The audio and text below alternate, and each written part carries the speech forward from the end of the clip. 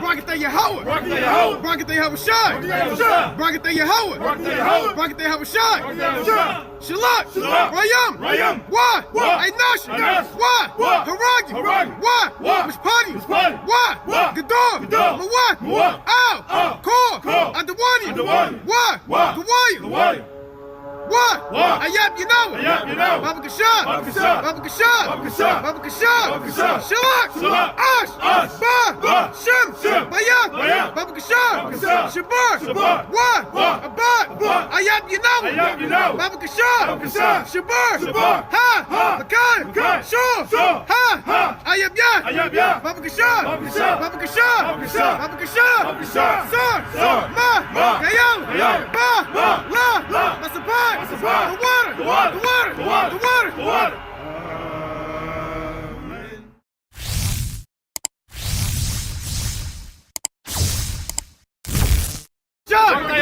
Barakatah Yahweh. Barakatah Yahushai.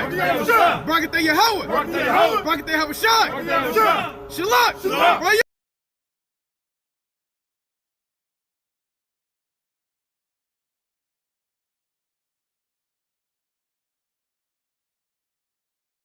Salaki. See how Satan try to do that right there?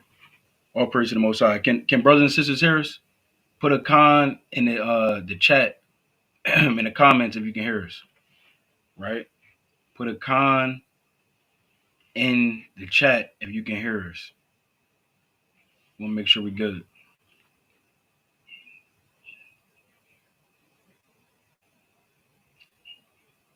Okay, Con, I believe we good. We good? Con. All praise to the Most High. Con. As always, we want to give all praise, honor, and glory to Yahweh by Hashem Mashiach Malak Yahushai. That is to say, Yahweh being named the Heavenly Father, who the world will call God, and Yahweh Shai being named his only begotten Son, who the world ignorantly calls Jesus Christ. This is Brother Kesadia from W5 Jersey, Philly. Brother Utazamak. Con, and through the spirit and power of Yahweh Hashem El Shai, where we're diving into the current events, the things that's happening right now in the world. As you see on your screen, this is another Watchman Wednesday. All praise to Yahweh Hashem El Shai. And we got this man, this devil, brought back into office. And all praise to the Most High.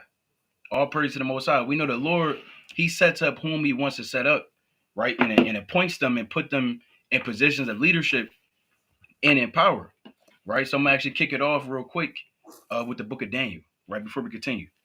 Right, let's go to the book of Daniel, chapter 4, right? Salakia. And it's the book of Daniel, chapter 4, and I'm going to start at, right? I'm going to start at verse, hold on, Salakia. Yeah, I'll start at 13. This is the book of Daniel, chapter 4, and verse 13.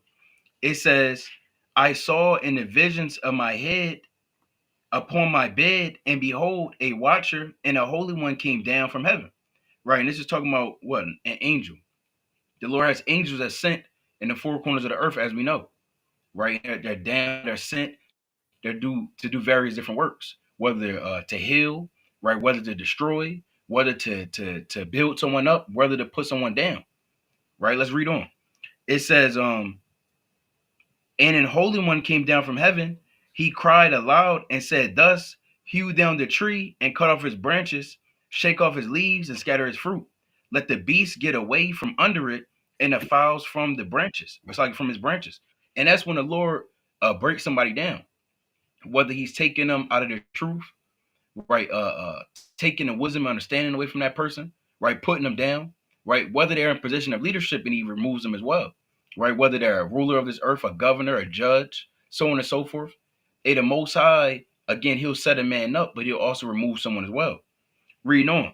Verse 15. Nevertheless, leave the stump of his roots in the earth, even with a band of iron and brass in the tender grass of the field, and let it be wet with the dew of heaven, and let his portion be with the beast in the grass of the earth.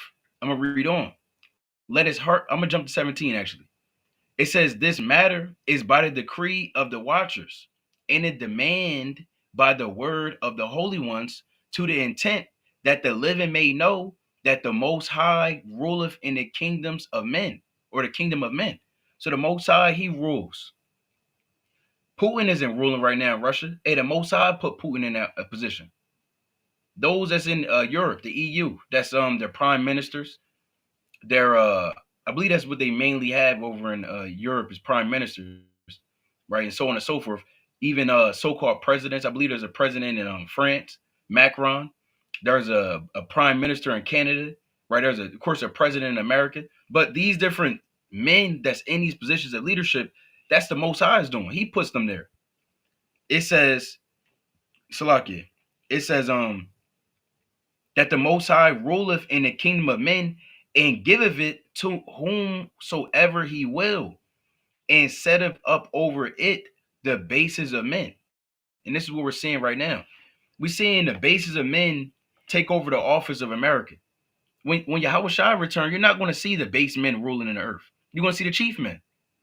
Why? Because it's going to be under the order of Yahweh by Shem Mashakum like Yahweh Yahweh Shai being the king over the earth. Then you're going to have 12 judges judging the 12 tribes of Israel over the 144K. And the 144K over the rest of the 1/3, and the rest of the 1/3 over the rest of the world. And that's just how it's going to take place. Or vying for power. You're not going to have Kamala Harris running for president. You're not going to have Joe Biden trying to get back into power, scratching and clawing at the door. If you saw the inauguration or even saw clips of it, you had this man, Joe Biden, get carried away in a damn helicopter, looking sad because he got removed from power in America. Now, we know ultimately there's men that rule behind closed doors, but right now who's put in office is Donald Trump. And like we're going to talk about and go into tonight, he signed about 200 executive orders. 200 executive orders. He had a big table out there with a pen and a stack of damn papers that he had signed 3 different separate occasions on Monday. And there's still more that he's going through. There's still more things he's damn documenting and signing and putting into motion under his executive power that's given to the executive branch. But you got it, King. Khan, that's right. And I'm gonna start with this Daniel, the 5th chapter. It's going into the next chapter. That's a mighty chapter on how the Lord shows what goes on in these kingdoms, man. What was going on in Babylon? What's going on in Babylon today, man. These kings, they get set up and they get removed, and they get set up for certain seasons to bring forth certain actions. Let's get this precept in Daniel. I'm going to start at 5, and I'm going to start at verse 18. It says, O thou king, the Most High Yahweh gave Nebuchadnezzar thy father a kingdom, and majesty, and glory, and honor. And for the majesty that he gave him, all people, nations, and languages trembled and feared before him, whom he slew, and whom he kept alive, and whom he set up, and whom he put down. But when his heart was lifted up, and his mind hardened in pride, he was disposed from his kingly throne, and they took his glory from him. Now, a context of what this is going into is Nebuchadnezzar and his son. Now, his son, he threw a party and was celebrating the gods of gold, was drinking wine with all of his friends and family, and they were celebrating being up high. And that's America right now. America, they're lifted up in their own heart. They're celebrating. Like brothers is going into, man, these Edomites are getting prideful. They're starting to boast themselves up. You see Make America Great Again hats going on. They're pumping their fists. They're saying we won. We got America back. They're getting prideful in their hearts, man. And this devil, we might even go into it, man. He said that I believe that God has saved me, and he's talking about from the bullet shot or the so-called assassination. That. You said what, King? I said he did say that. Yeah. He said, I believe that God saved me to make America great again, man. So these devils are getting prideful. And he's not talking about the Most High. The God he's talking about is him, or the so-called white man. They believe that they're God. So they're getting lifted up in their own hearts. And the Most High has something to show them. Let's keep reading. It says, Sucky. But when his heart was lifted up and his mind hardened in pride, he was disposed from his kingly throne, and they took his glory from him. And he was driven from the sons of men, and his heart was made like the beast, and his dwelling was with the wild asses. They fed him in grass like oxen, and his body was wet with the dew of heaven, till he knew that the Most High Yahweh ruled in the kingdom of men, and that he appointed over it whomsoever he will. So, like the brother was going into, hey, Donald Trump, he was appointed from the Most High, and through the Spirit and through understanding prophecy, brothers believe that he was set up, for certain reasons to issue in harsher things that are going to happen to the elect that we're going to touch on. When we look at these executive orders, man, and we look at the things he's trying to bring back, laws he's trying to impose, and these things, they don't spell good things for Yasha. They don't say good things for the so-called Black, Hispanic, Native American. They don't. When you look at these things can be used against us, and we're going to touch on them. But let me finish it out, though. Let me jump down and jumping down to verse 28. And these Edomites, and the Most High, he's going when he comes back, he's going to make it be known, who set them up and who took them down. So right now they're going to be prideful. Right now they're feasting, they're glad, they're drunk, and they think that they're in power. But the Most High, at the end of the day, he's going to show them who's really in power. Let's keep reading. It says, verse 29. I'm sorry, verse 30. And this is the point. This is what happened to Belshazzar. After he was feasting, after he got his mind lifted up, his heart lifted up, was in pride, thought that he was ruling the kingdom of men, and he exalted his own self, man. Hey, this is what happened to him. And this is going to happen to America. To all the Donald Trumps, the Joe Bidens, those that think they rule and that they rule with their own power, they're going to get shut down. Let's read this. Verse 30. It says, in that night was Belshazzar the king of the Chaldeans slain. So after all that happened, after all the feasting, after all the things that was broken down to him about his own father, and that same night he was slain. And that's coming to America. And that night, it's going to be Jacob's trouble. And after that, they're going to be slain. Let's keep reading. It says, and Darius the Median took the kingdom, being about 62 years old. So we have to understand that the Most High rules in the kingdom of men. The Most High sets up whoever he wants to set up. He sets them up and he takes them down. And we believe that Donald Trump, and we're going to go into it, was set up for certain reasons. And we're going to list all the things that we might see potentially through the Spirit, having a spiritually discerned eye, things that are going to be used against us, things that are going to be used that can potentially usher in what we know as Jacob's trouble. So we have to keep watching on that. But King, you got it. Khan, all praise to the Most High. Let's go to the book, right? Actually, let's go to Isaiah. Let's go to Isaiah chapter 14. So we're about to dive into these executive orders. We're about to dive into Trump's plans. We're going to reveal his plans, or some of the plans that has been revealed to us, right? So we can dive into it and make it known to Israel, right? Let's go to Isaiah chapter 14, and I want verse 4.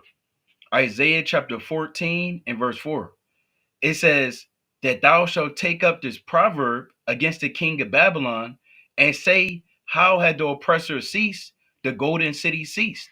And we understand that America is a kingdom, a rulership right now. And we dive into this often, but every kingdom, when you look into history, and you go into the geopolitics of different rulerships and different dynasties and again kingdoms or nations that conquered and ruled, every kingdom lasts around about 250 years. About 250 years. America was set up, what, 1776?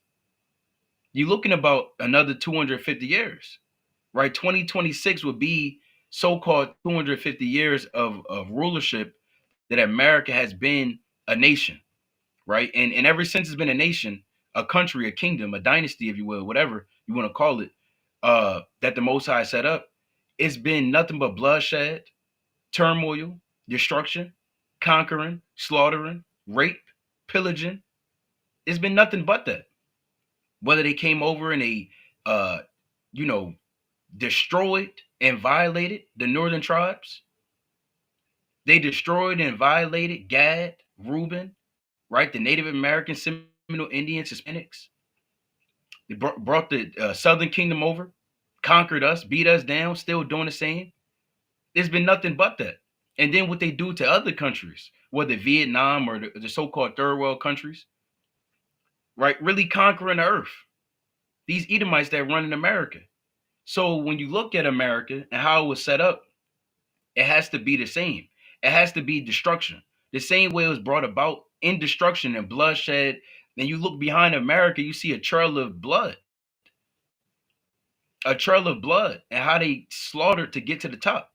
So what do you think is going to happen for the end of America?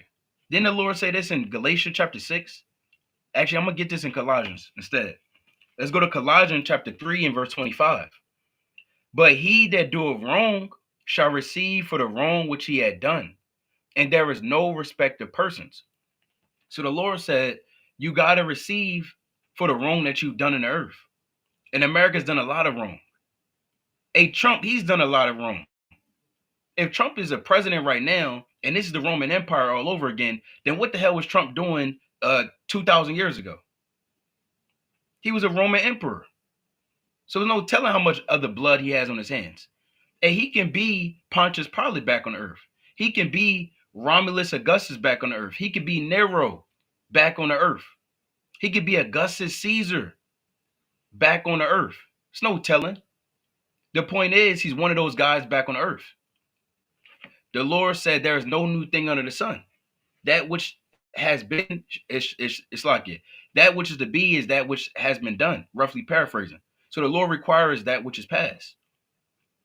So back to it. Let's go back to Isaiah chapter 14. Isaiah 14, and I'm gonna read on verse 5. The Lord had broken the staff of the wicked and the scepter of the rulers. He who smote the people in wrath with a continual stroke. He that ruled the nations in anger is persecuted and none hindereth. Now, when we dive into these executive orders, of course, we want to lay the groundwork. I'm sure everyone believes this, and if you don't believe this, you must believe this. America will be destroyed. America will be destroyed. Russia and the other kings of the East will be partakers of destroying America. Best believe that. That's biblical prophecy. Read about that in Jeremiah the 50th chapter, 2nd Ezra the 11th and 12th chapter. Revelation, the 17th chapter. The EU is going to hate the horror. Read about that in Revelation chapter 11. So you're going to see the downfall of America. And actually, I don't want to talk about it much more. Let's just get right into it. We're going to share my screen. We're going to dive into some of the executive orders that was set out. We're going to dive into Trump's plans. And we talked about this before about him trying to leave NATO. Some of the new things he's just done.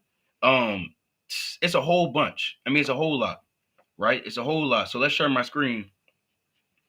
We're going to dive into this thing, right? Let's share the screen. Let's see we sharing. King, can you see my... Hold on. Oh, no, we don't want that. Con, I see it now. Oh, no. Sluck it. Oh, yeah, Con. No, we good. I got to make sure I want to see how I want to set it up. Yeah, it keep going back to... Yeah, that's me. That's me doing that. Okay, Con. Okay, so we should be good now. Con. All right, so there's different websites you can go to see all of executive orders that was signed. This is just one of them. This is updated about 14 hours ago. If I'm pronouncing this right, this is Axios.com. You can look on the screen, kind of find this thing. So we're going to dive right into it, right? And again, this is not all of them, but this is just some of them. Because he signed about 200 executive orders, right? And we're not going to go into every single one anyway, right? That wouldn't be as profitable, but any major one we'll definitely dive into. So we're just going to get right into it. So this article is going into Trump's executive list or executive orders list in 2025. Now, if you don't know, I believe Nightcom just did a video on this about a few days ago. So if you want to check it out as well, a follow up, I believe he brought out some other things as well on the Shabbat, right? His previous Shabbat. So you can check this out. It's also on the Cold Cut channel. But nevertheless, every president gets something known as an executive order, which is from his executive power, whereas he can make new laws and he can put laws out there that wouldn't necessarily have to follow the normal pattern or path of being a part of Congress and having to be passed by both houses, the Senates, and then in the House of Representatives, and then having to come to the president and he can veto it or actually sign it into motion. Or the other way around, where if he has something, it'll be sent to Congress and they can vote on it. Executive order allows him to bypass all of that.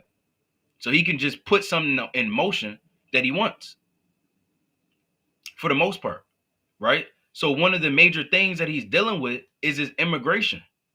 And he feels that there's quote unquote illegal immigrants, people that came into America that don't belong in America, that needs to be kicked out of America. Now, a lot of these people he's talking about is Northern Kingdom, right? So-called Hispanics. You may be Northern Kingdom watching this right now, right? You may be a Gadite, maybe a Reubenite, maybe an Ephraimite, Manassite, and you may have, hey, you never know.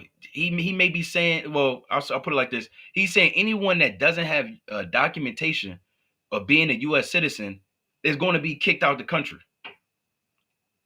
Now, we find that very hypocritical because where's the documentation saying they should be in this country? Who? It's so much it's so many different avenues you can tackle that with.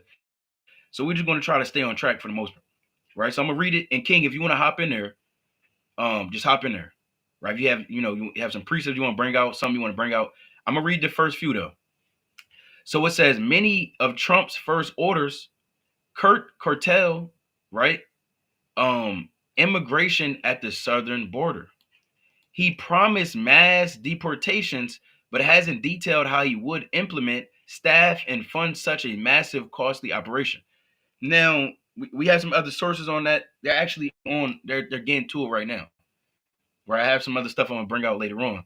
If we dive further into, which I'm sure we will, the deportation, right? So it says Trump declares national emergency at Mexico border. Trump declared an emergency at the U.S.-Mexico border, vowing to deploy troops to the region, including the National Guard. So as we currently speak, there is about 1,500 either they're on way right now. What is it called? I'm guessing envoy. They're on the way right now. I'll put it like that. Right? We're not gonna. It is what it is. They en route. They either there already or en route. But something I saw earlier is about 1,500 troops will be declared and issued and deployed at the southern border. He also instructed the secretaries of Defense and Homeland Security to construct additional border barriers. Trump designated, and it goes a lot, right? But we're going to probably read this part, and then you can hop right in there. Trump designated certain international cartels and organizations, quote unquote, such as Tren de Agua, if I said that right, and MS-13 as foreign terrorist organizations, and announced plans to invoke the Alien Enemies Act of 1798 to target them. Now, before we continue, I want to dive right into this. Now, you may be reading about this, and maybe you don't think it pertains to you, right? This very well pertains to the Israelites. See, when they speak like this, remember, we got to get this precept, right? Let's get this precept real quick. Let's go to Daniel. Esau, what they like to do is they like to play games with legislation. This is how they move. You think it's just a damn bill that he's signing. Long and wild, this is this is as preemptive of a strike against the Israelites as you can do. And I'm gonna show you why. I'm gonna show you why this is very important. Right? I'm gonna show you. I have something pulled up. Right? The actual act, the enemy act of 1798. Right? I'm gonna show you something. But this is Daniel chapter 8 and verse 24. I'll start at 23. Daniel chapter 8 and verse 23. And in the latter time of their kingdom, when the transgressors are come come to the full, a king of fierce countenance and understanding dark sentences shall stand up. Now this is talking about Antiochus Epiphanes the fourth, him coming into power in 175 BC after his father, right there, Antiochus Antiochus the third, the king. But nevertheless, we know through the Spirit, the Lord said in Job 11:6 that He may show us wisdom that they are double to that which is. So a lot of times these prophecies are double fold, sometimes even triple fold. These things, the things that Daniel has seen, this didn't just apply to the Babylonian kingdom or the Greek kingdom or the Roman Empire, so on and so forth. It also applies to America today. So let's read on. And his power shall be mighty, but not by his own power. And he shall destroy wonderfully, and shall prosper and practice, and shall destroy the mighty and the holy people. And we know that Antiochus had done this. But of course, those that rule in America has been doing this and will do this, pursuant to Revelation, the 6th chapter, the 9th verse. Jeremiah, the 30th chapter, and the 6th verse. Daniel, the 12th chapter. Daniel, the 9th chapter. So it's going to be a time of great trouble and destruction. Look at what happened in the 80s. The crack epidemic, the 70s, the heroin epidemic, the 90s, the mass incarceration, the early 2000s, the damn 2010s of being killed on TV. And to this day, right? So let's continue on. And how much more tomorrow and next week, in the days to come, Jacob's trouble to come. Reading on. And through his policy, also he shall cause craft to prosper in his hand, and shall magnify himself in his heart, and by peace shall destroy many. Now again, this man Trump, he just talked about, he said he wants to be the peacemaker. He said that's his new thing he wants to do in Trump 2.0. That's what they're calling it. 2.0, him being in office the second time. He said he learned a lot and he wants to be a global peacemaker. Well, let's read on. It says, and shall magnify himself in his heart, and by peace shall destroy many. He shall also stand up against the prince of princes, but he shall be broken without hand. Meaning, look what? The Lord Yahweh Shai is going to ultimately destroy these people, these devils, these Edomites. Now, like I mentioned, this Alien Enemies Act of 1798 is not just to go against so-called MS-13 or cartels. Right? That's why it says and organizations. Let's see what it's really talking about. Right? Let's see what this is really talking about. Hold on. Bear with me 1 second. Let me share the screen again. Right? Because this is important. It's important. If we don't go into it, right? Lord willing, you go into it. But if you don't go into it, we going into it right now for you. Right? So let's check this out. This is the National Archives or archives.gov. Right? I don't know if it's showing my the website, but it's www.archives.com or .gov, and you can type in here any damn thing you wanted. But this is one of the things, right? This is the Alien and Seditions Act of 1798. I'm gonna zoom in. So it reads, it says, passed in preparation for an anticipated war with France, the Alien and Sedition Acts tightened restrictions on foreign-born Americans and limited speech critical of the government. Let's read that again. The Alien and Seditions Act tightened restrictions on foreign-born Americans, meaning you're from a different country, but you're brought over to America, so-called immigrants, and limited speech critical of the government. That's the part we want to focus in on, because you're going to see In 1798, the United States stood on the brink of war with France. America stands on the brink of war with Russia. America stands on the brink of war with Iran right now. The world is at war. It only World War I wasn't started by America. They joined in. World War II wasn't started by America. They joined in. The world was already at war in those first two wars, major wars. And what happened? America joined in. It says the Federalist Party, which advocated for a strong central government, believed that Democratic Republican criticism of Federalist policies was disloyal and feared that quote unquote aliens or non-citizens living in the United States would sympathize with the French during the war. And you had something like that similar to in the Cold War, right? The Cold War wasn't an actual war, but it was a bunch of arming enemies and allies, and pretty much Russia and America, or Soviet Union and America, almost every damn day getting ready to press the button and get things kicked off, right? But the Lord held that back from the late 50s up until really 1990s, 1991. Continuing on. And what was taking place is anytime someone spoke out against America, whether they were called either communists, right? You had something known as a Red Scare under McCarthyism. Yeah, a lot of that going on. You had you had a lot. They called the Black Panthers communists. Maybe they had certain ideals. We don't, that's here nor there. But the point is, when you spoke out against the government during those times of war, you were deemed a terrorist, a domestic terrorist. As a result, a Federalist-controlled Congress passed 4 laws, known collectively as the Alien and Seditions Act.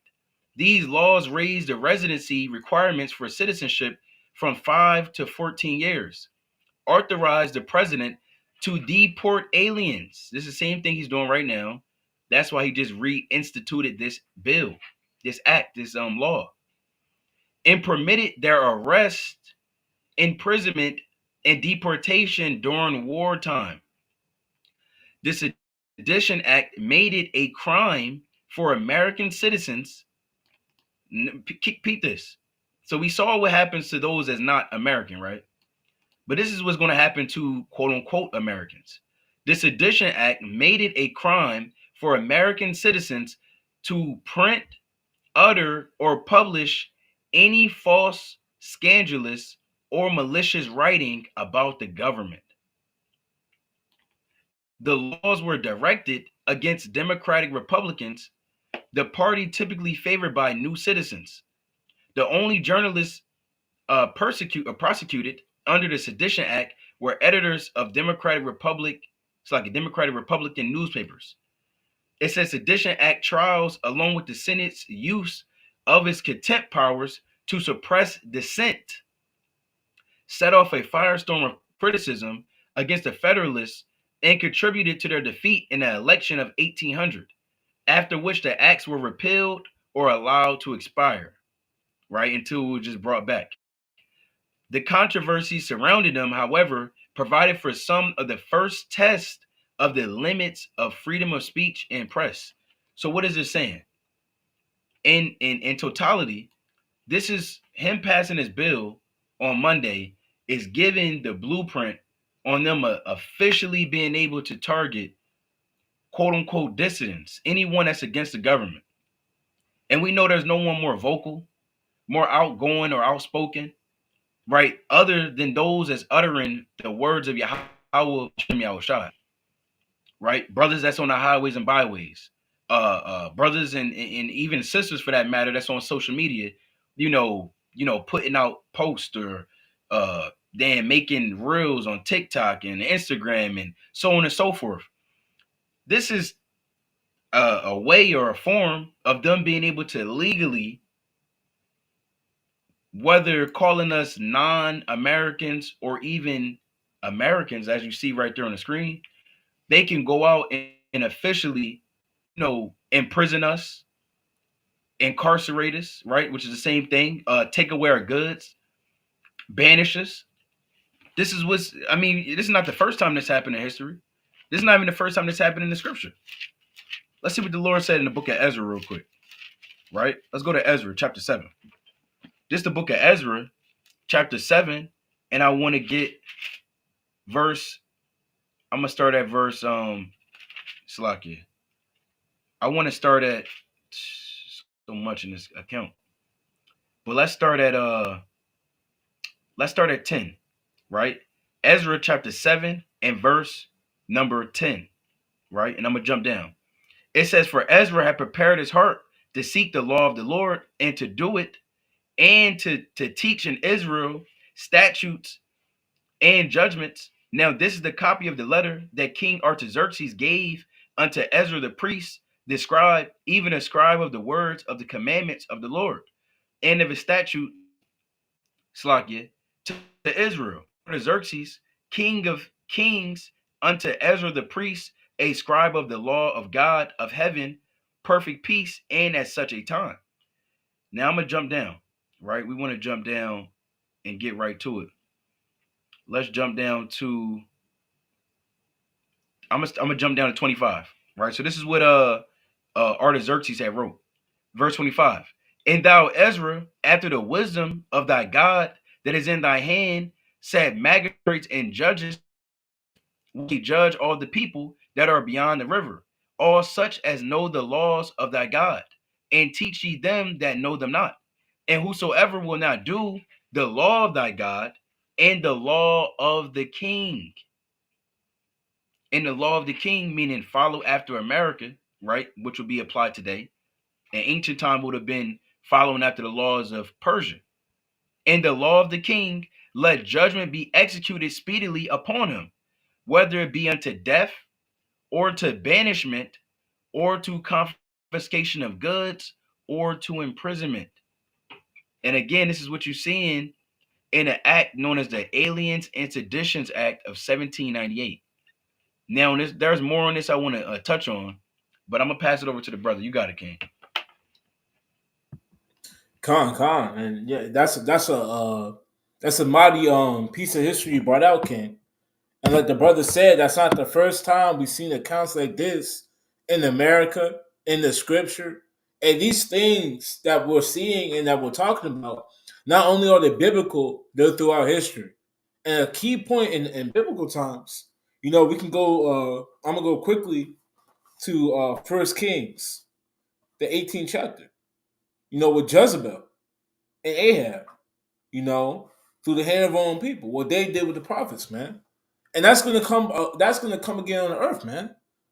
If you're a brother, a brother that goes out on the highways and the byways, a sister that's always reposting things on Twitter, always posting videos on TikTok, always liking and sharing things on Instagram.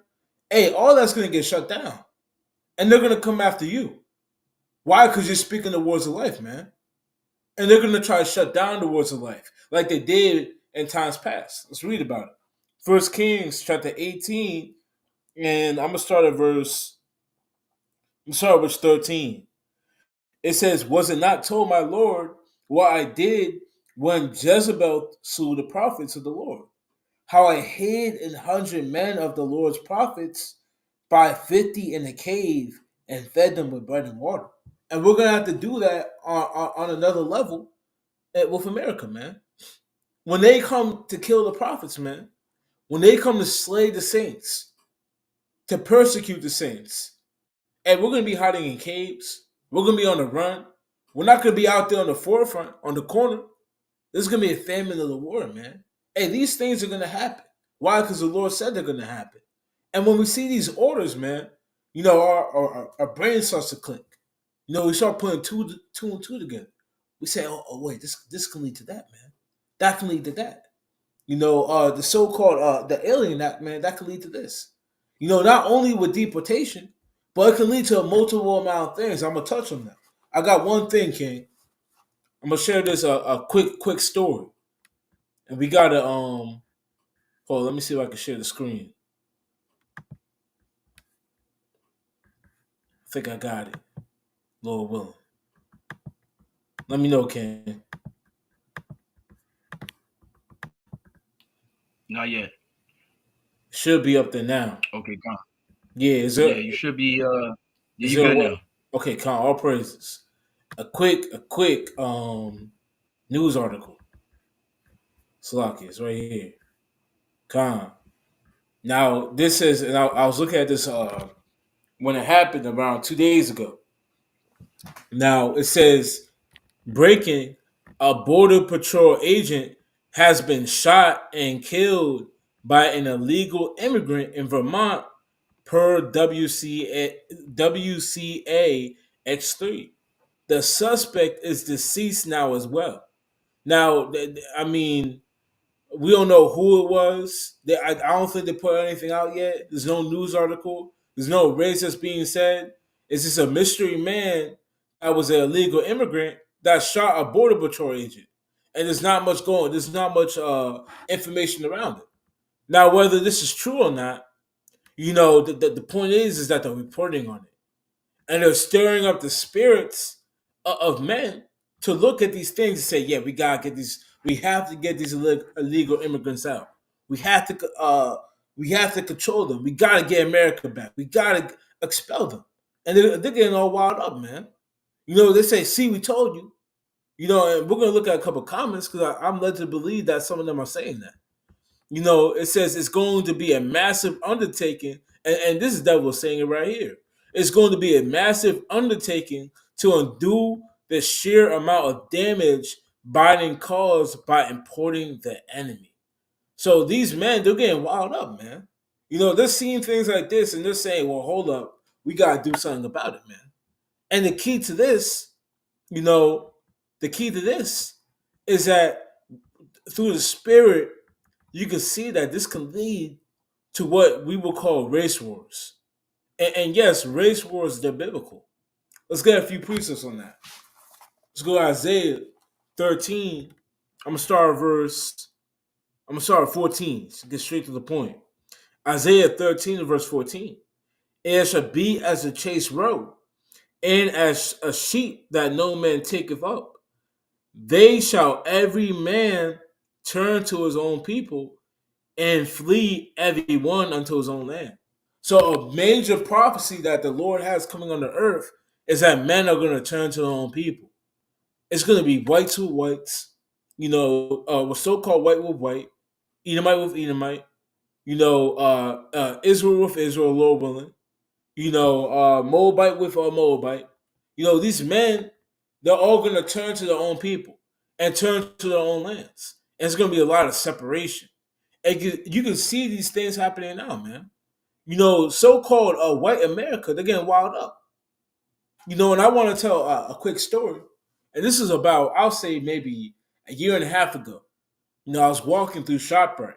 And this is a true story. I was walking through ShopRite. And I'm walking near the back, near the meat section. And I hear these two men talking.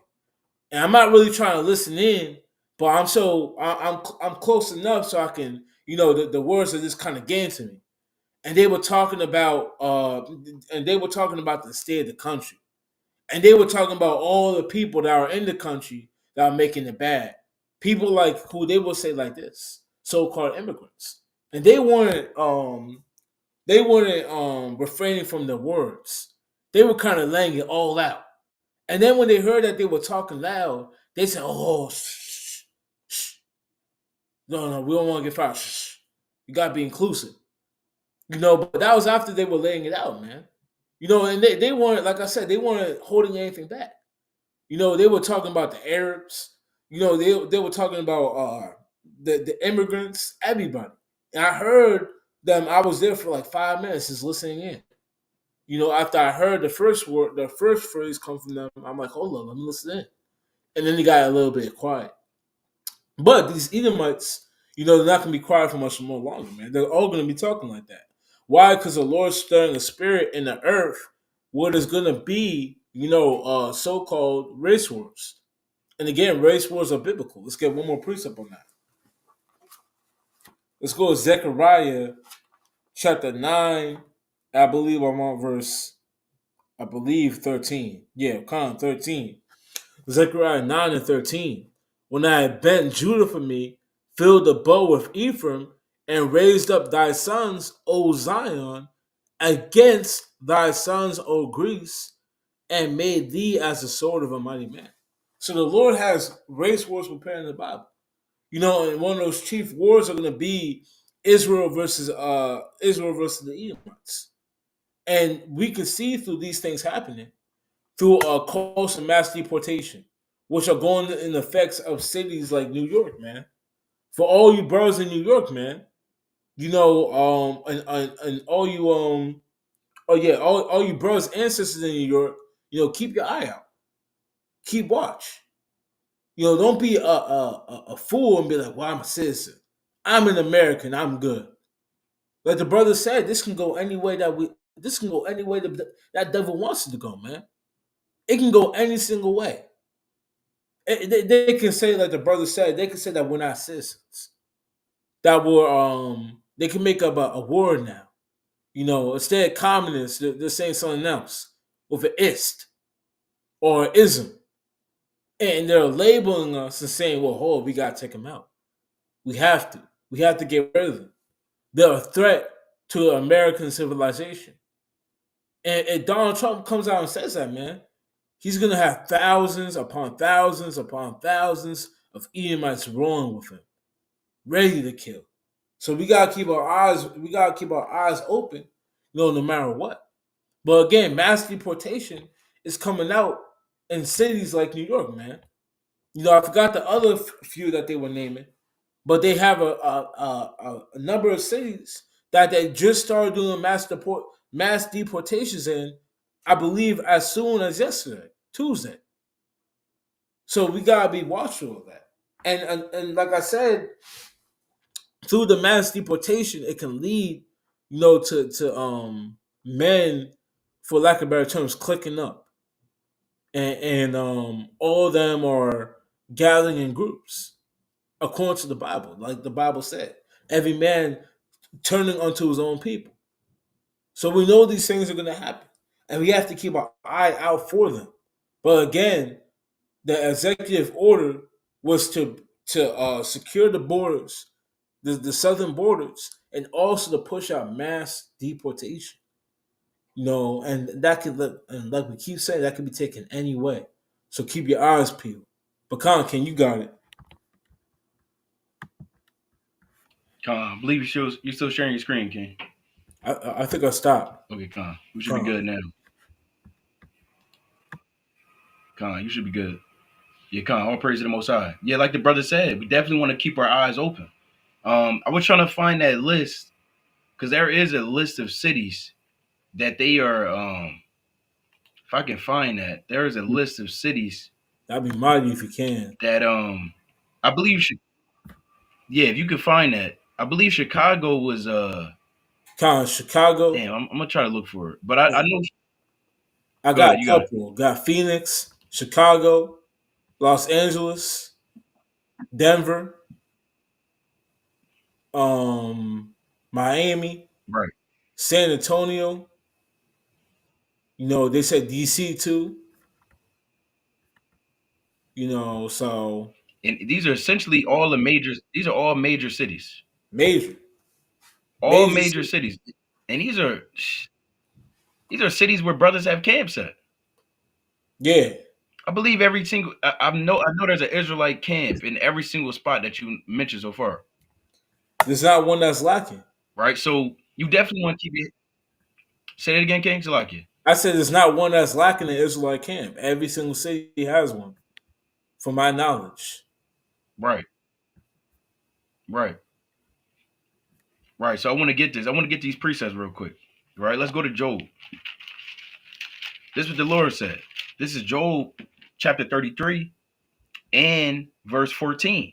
It says, "For Yahweh will speak of once, yet twice, yet man perceiveth it not." So sometimes we can't really perceive because you know we've been programmed and conditioned so long to be carnal, to be they say you got to see it to believe it. You got to see it to believe it. Where is that at in the Bible? Where you have to see it to believe it?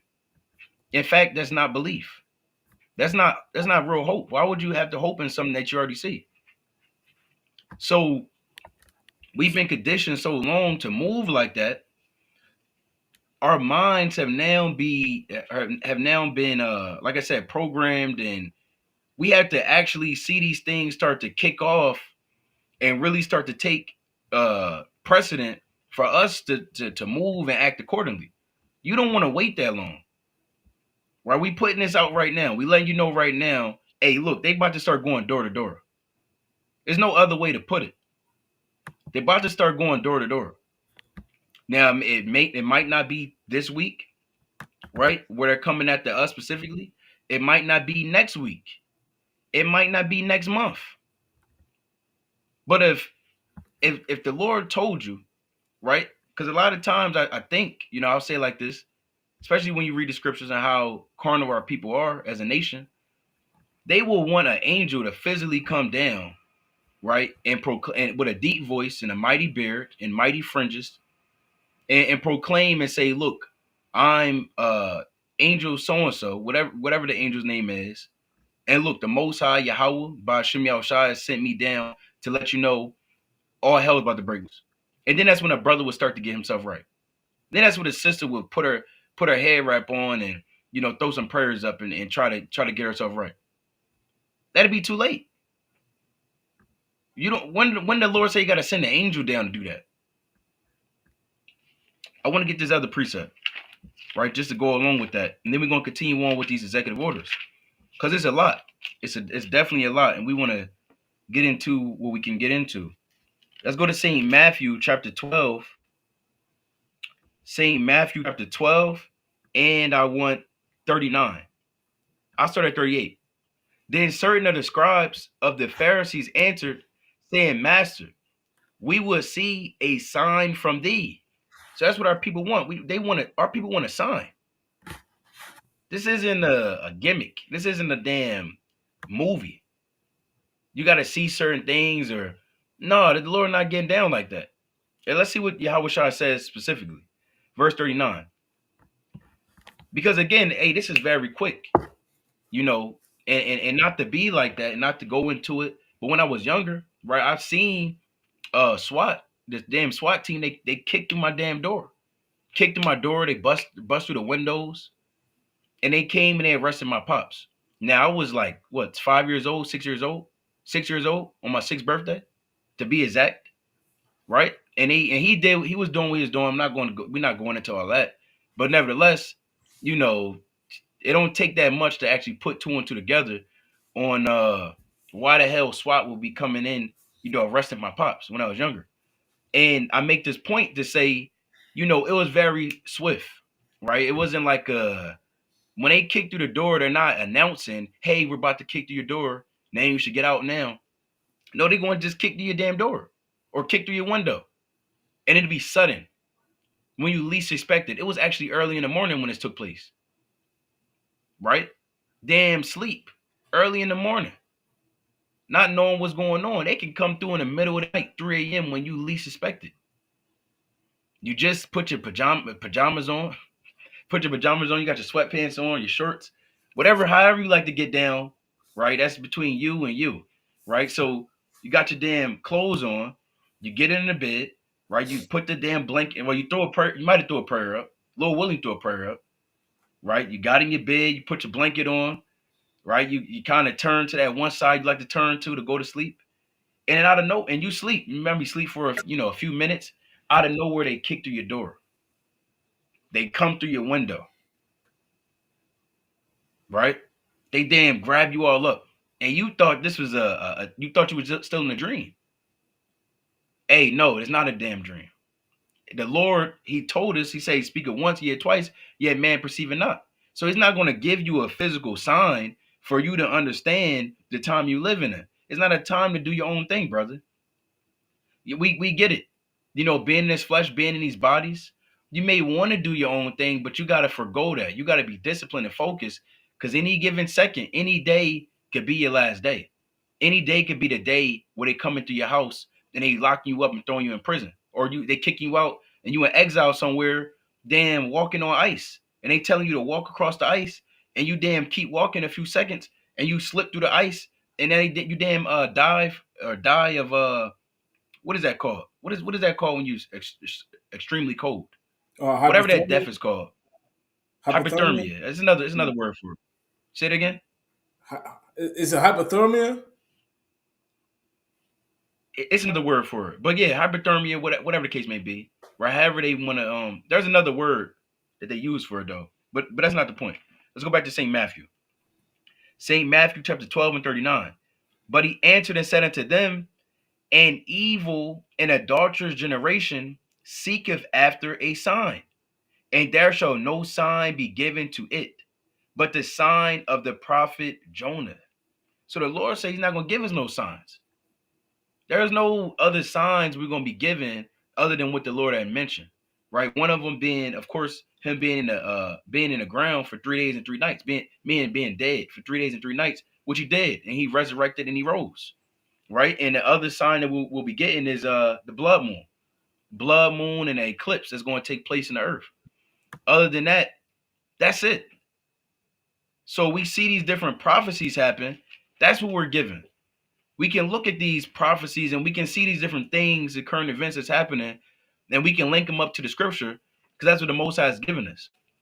But he's not going to send an angel down standing 10 feet tall to let you know to get yourself right and get in order and keep watch and be on fire. He's not going to do that. Let's go back to these current events. You had something, King, or you want to get right back into these executive orders? Nah, let's get back into it. Come on. All right, getting right back into this thing. Okay, come on. So we should be good now. All right, so the next one. So we left off on hold on, give me 1 second. Bear with me one.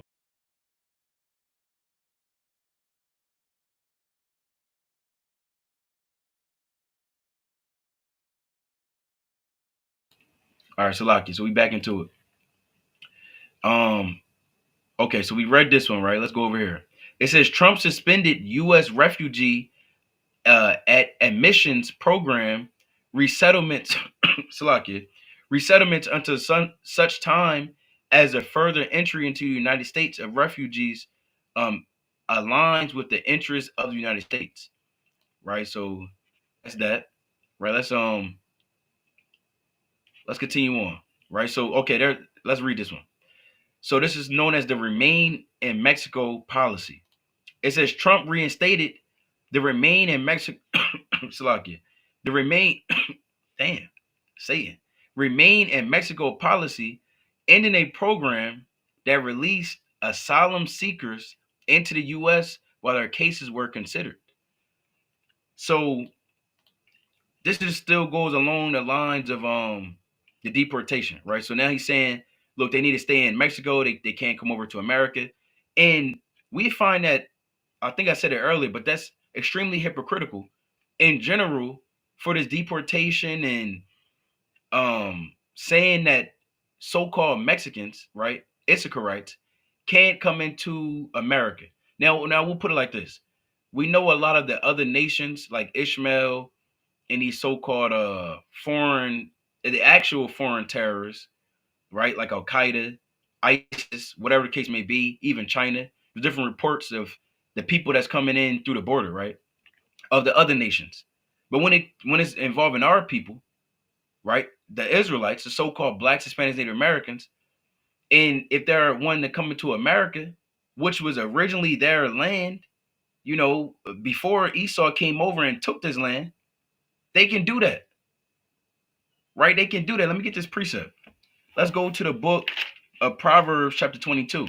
See, the Lord in 2nd Ezra chapter 13 and verse 40 on down is detailed how the northern tribes were able to come over to America. That's why you have something known as native. You have Native Americans for a reason. You have Seminole Indians they were over here in this land before Esau came to this land. Who the hell is Esau to tell Northern Kingdom to stay in damn Mexico? Who is you? Why didn't you stay in Idumea or Taman or any of the different cities that you had in the rocks over in Edom, Mount Seir, and Mount Petra? Why didn't you stay in Mount Petra, Esau? Why isn't this policy known as remain in Mount Petra policy? Who the hell is Trump? Let's bring this out though. Let me not get off tangent. This is on Proverbs chapter 22, and I want 28. Proverbs chapter 22 and 28. It says, remove not the ancient landmark which thy fathers have set. So this was set up by our forefathers. How are you going to come over to America and start to remove borders, remove landmarks? Take northern tribes into captivity and tell them they're going up to the north, damn Oklahoma, or stay in Mexico and stay in South America. You took a bunch of Gadites, you kicked them up. They're in upstate New York somewhere, in Canada, in Alaska, in the damn igloos. This is what Esau did. Let me get this other precept in Proverbs 23. Right, let's go to 23 and verse 10. Proverbs 23 and 10, remove not the old landmark and enter not into the field of the fatherless, which is what Esau has done. See, this is hypocrisy. They've done this, and now they're saying that Northern Kingdom can't be inside his land. They're quote unquote illegal immigrants. Wasn't America built off of that? Then a bunch of their Italians, they fled from Ireland, they fled from Italy, they fled from these different countries and came over to America. That's how they got down. What is known as the greatest American movie? I don't say this, but this is what they say. The Godfather, the whole Godfather series. This is what they believe. This is the greatest, the top movie, right? It's literally based off of them fleeing from Sicily, Italy, and coming over to America as so-called illegal immigrants. Are they going to be kicked out? Is the Italian mob going to be kicked out? Is it? It goes on and on, right? Let's continue on. And King, again, if you have any points, you can bring them out. So the next thing it says, Trump empowered officials to repel, repatriate, or remove any alien engaged in the invasion of the southern border. And before we continue, I actually had something else I wanted to bring out. Right, I wanted to show this. Let me stop sharing my screen. Oh, damn, hold on. All right, let me stop sharing this screen. Let me pull this up. Slakia, bear with me one quick second. We'll get this right. So I wanted to show this on the screen. So as you see on the screen right now, it says Texas deployed more, however you pronounce this word, into the Rio Grande River this week. These barriers are proven to deter migrants from illegally crossing the border. So this is what they got going on. This is what they got. They really, they pull all stops. Remember, they declared this a national emergency. This is a national emergency, and there's troops right now being sent down to the border. And earlier I said about 1,500, but this is the tweet I saw. It says U.S. Transportation Command has been told to prepare to use U.S. military aircraft for migrant deportation flights, according to CNN. Trump has also told the military to prepare to deploy 10,000 active duty troops to the border. So this isn't a small thing. To put 10,000 U.S. troops on American soil, when they're normally, and specifically, it says, don't be surprised if you see Marines being dropped off by helicopters, said one official. Marines are for outside the country. So now you have an event that's taking place, right, which was, of course, led in by these American politicians. They let this so-called crisis take place, however they want to call it, right? And now they want to make the problem and sell you the solution. So now what are they going to do? They're going to bring American troops onto the ground in America. It says we've been told to treat this like a national emergency because it's been declared a national emergency. I mean, if this is not the start of martial law, I don't know what is. You already got 10,000 troops coming to America to be on soil to fight. using U.S. military aircraft, which is normally used for invaders or outside the country when they're going into the different lands and they're fighting against other armies and militias. The initial wave of troops being deployed is 1,500, including 500 Marines from Camp Pendleton in San Diego, California. So you can see the footage right there. I think I had one more on that. You have this is from Ian Ellis. It says DOD and the U.S. Coast Guard announced this 1 hour ago announced immediate action in support of presidential executive orders. It says USCG, which is the Coast Guard, surging assets, cutters, aircraft, boats, deployable, specialized forces to increase presence. The DOD, which is Department of Defense, augmenting forces at the southwest border with additional 1,500 ground personnel. And this is their plan and what they about to do and how they about to get it done. Where they going to send certain, troops and whatnot. You can check this out on your own time. But this ain't a light thing. And that's really the point and the message we want to convey and have you see through the spirit. I want to get another precept. Right? I want to get one more precept. And Salaki, quick statement. Like the brother said, it's not a light matter, because those are military tactics that they're employing on American ground, man. Of course, they're gonna first be presented at the border, but when they're doing these mass deportations, these ICE raids, they're gonna come in military fashion, and they're gonna have a plan. They're gonna have names. They're gonna have a big board, like you see in the damn FBI TV shows, and they're not gonna play any games, man. So hey, look, man, our faces can be on that damn board. You never know. We never know with America. But you got it, King. Salaki Khan. Absolutely. Our faces could be out there. Right? We when the election first took place, we brought it out. We brought it out to the spirit that there's a policy that if you didn't vote in that US election, they could deem you an alien. They could deem you a so-called immigrant. They can revoke your citizenship. They can revoke your US Social Security. Hey, they can say anything. Remember, we in the hand of, when we drive in and we see the red and blue light, they can plant drugs in our car. They can tell us to pop the trunk. They pop the trunk. They throw something in our trunk. And then they got us on the ground saying we had crack and heroin and marijuana in the damn trunk. They can say that. They can say whatever. See, right now we're in captivity. And we're over here because of our disobedience with Yahweh Bashim El Shai. And we know that there's going to be judgment that's going to begin at the house of God first. So this is Obadiah, verse 7. I'll start at 6. Obadiah, verse 6. How were the things of Esau searched out? How are these hidden things sought up? And these things are just being revealed in the last days. These different tactics and demonic thoughts that he has and these different devices is all just being laid out there. At one time, they would have kept this hidden. Now they just put it out there. It's the age of information. That's what they call it. Trump, he's pretending to be for the everyday person.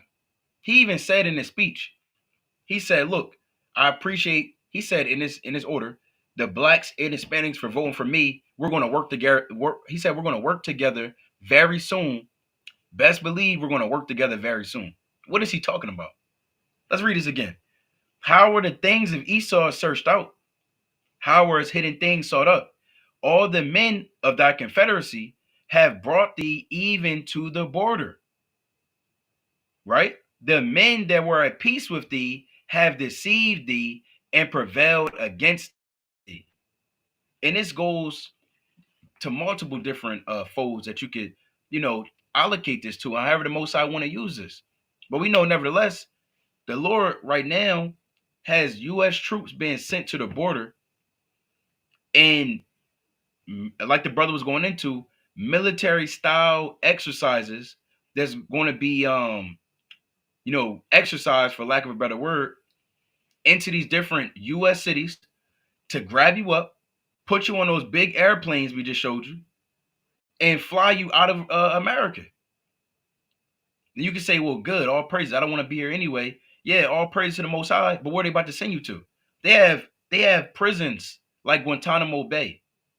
That's for domestic terrorists and different terrorists, and it's just outside the United States. It's one of the worst prisons in all of the world, if not the worst prison. They have different. They have different things that's not even documented. Esau, he's a very wicked being and demon. So you again, the Lord he's putting it out there is very plain. We must keep watch because we don't know what time is going to be, what day is going to be. We always talk about it. We're going to keep talking about it because that's what the Most High wants us to talk about. But did you have anything you want to bring out, King? La, we can move to the next one if you're done with that. Yeah, I'm done with that one. Come on. All right, so let's go back to this thing, right? Salakia. Right, so let's go right into the next one. So we went. Oh, hold on.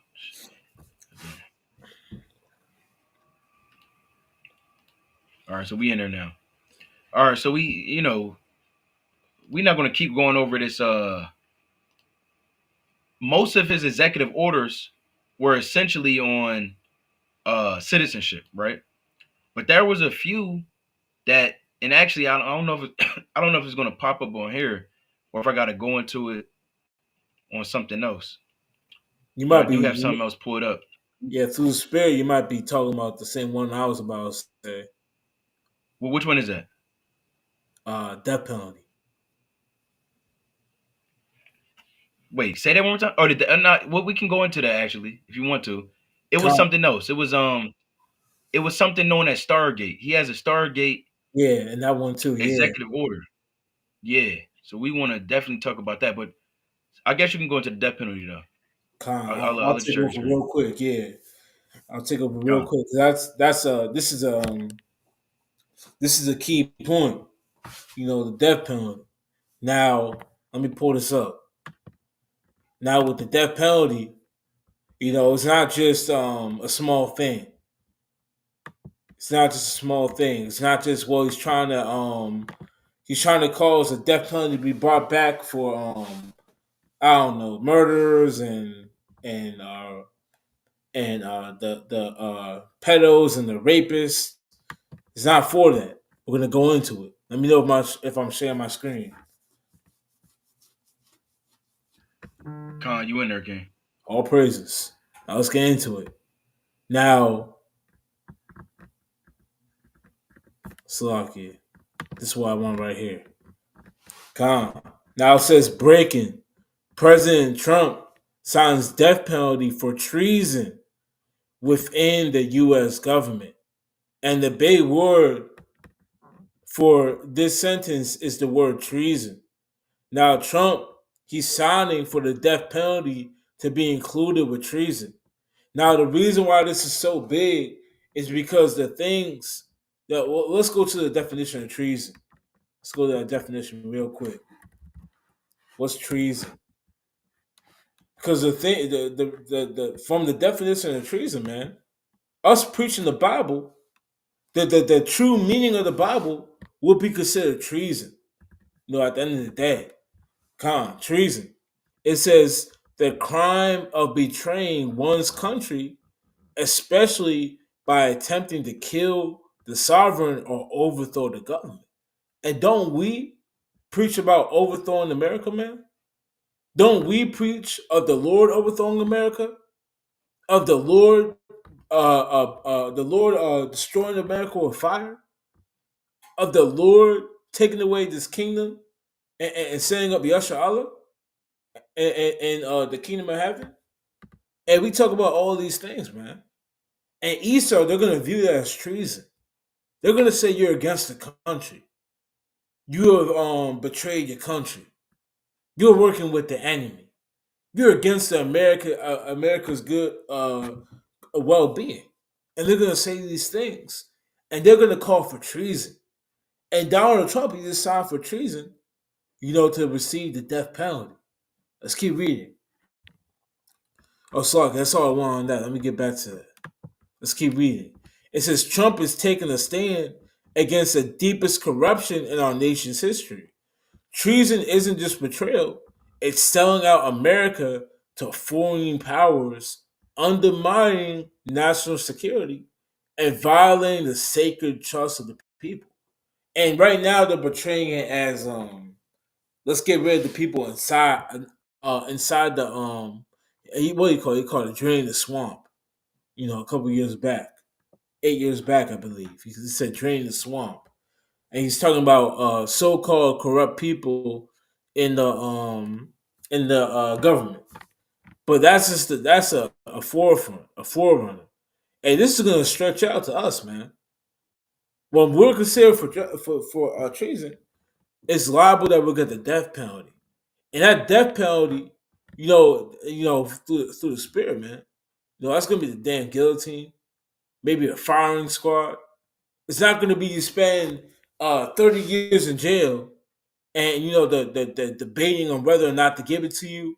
The government, you're about to you're in the electric chair. The government's making the call saying, "Well, hold up, he's good, he's straight."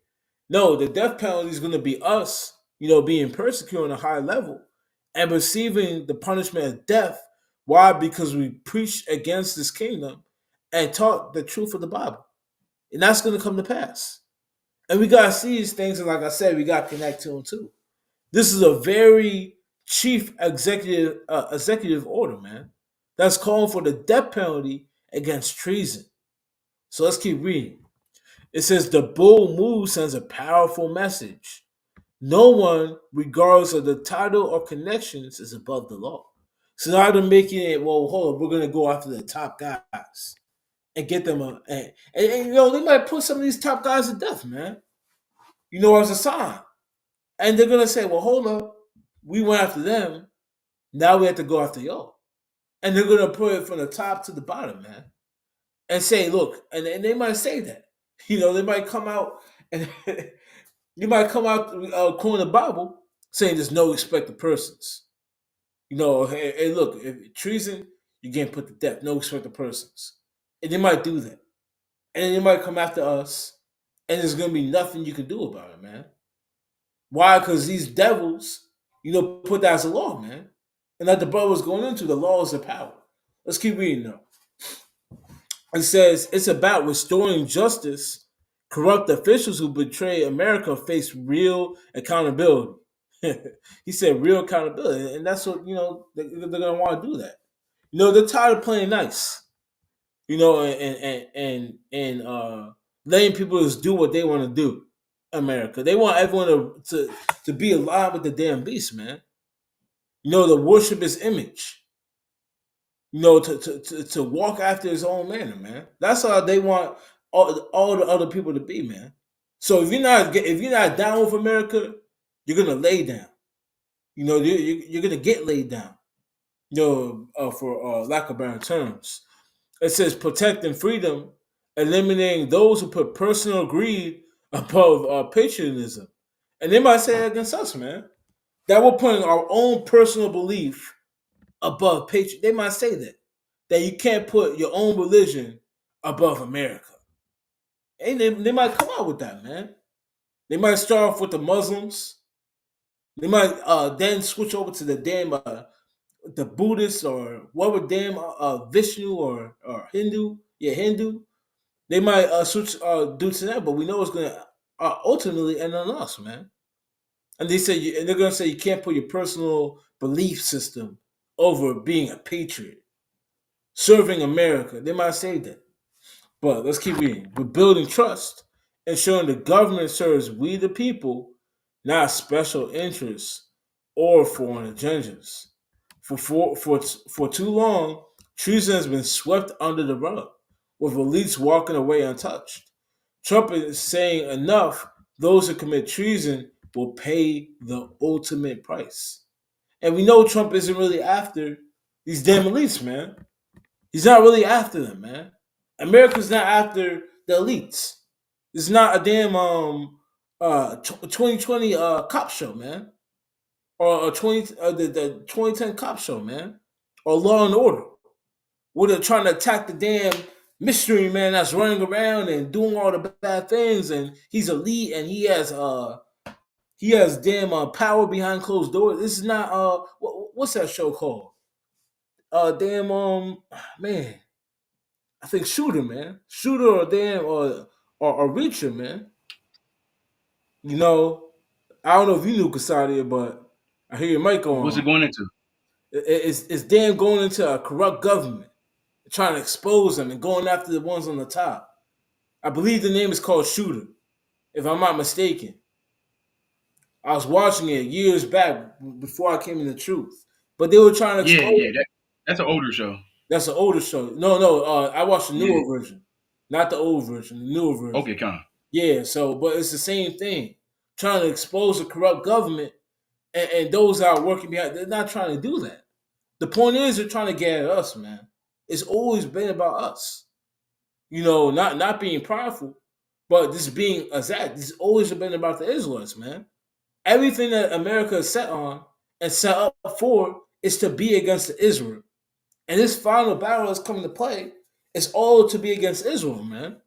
And they're gonna try to feign it as well. It's not really against Israel. It's not really against those preaching the Bible. They're gonna try to so-called ignore us, act like we don't really matter.